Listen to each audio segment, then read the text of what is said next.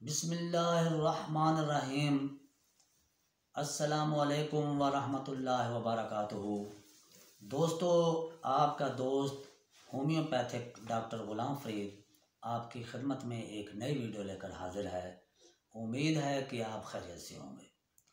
दोस्तों, आज का टॉपिक है छपाकी यानी एलर्जी। इसे हम अंग्रेज़ी में एटिकेरिया कहते हैं। अर्टिकेरिया। दोस्तों, इसकी सबसे पहले वजूहात, फिर इसकी अलामात, फिर इसकी होम्योपैथिक अद्वियात। लेकिन उससे पहले मेरे वो प्यारे नाज़रीन और दोस्त जिन्होंने अभी तक मेरा यूट्यूब चैनल जो डॉक्टर ग़ुलाम फ़रीद बिहारी के नाम से बनाया गया है सब्सक्राइब नहीं किया तो सब्सक्राइब ज़रूर कर लें।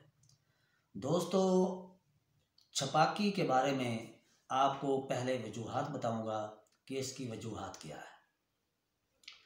दोस्तों, इसकी सबसे बड़ी वजह जो है वो मैदे में तेज़ाबियत की वजह है। यानी जिन लोगों में मैदे की तेज़ाबियत बन जाए, तेज़ाबियत ज़्यादा हो जाए तो पूरे जिस्म पर छपाकी निकल सकती है। अगर गुर्दों में कोई मसला बन जाए यानी गुर्दे कमज़ोर हो जाएं या गुर्दे फेल हो जाएं तो उसकी वजह भी बन सकती है।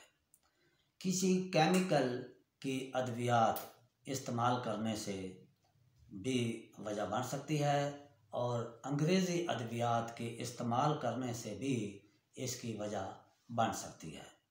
और कई लोगों में कोई इन्फेक्शन हो जाए, किसी भी जगह इन्फेक्शन हो जाए तो उस इन्फेक्शन की वजह से भी पूरे जिस्म पर एलर्जी, छपाकी, जिसे हम धब्बड़ भी कहते हैं, ये निकल आते हैं। तो अगर किसी को खुशबू की वजह से भी ये वजह बन सकती है या खाने की किसी चीज़ से भी उन्हें छपाकी एलर्जी हो सकती है।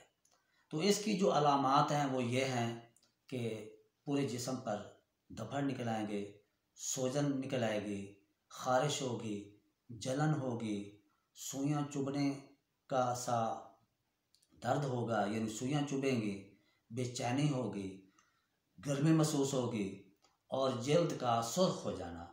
तो इसकी ये अलामात है।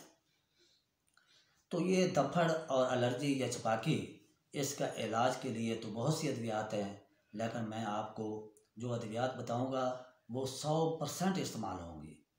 इनमें एपस दवा है, आर्टिका यूरेंस, पल्साटीला, नक्स वामेका, रिस्टाक्स, आर्सेनक एल्बम, नेट्रम म्योर, फेरम फास, काली म्योर।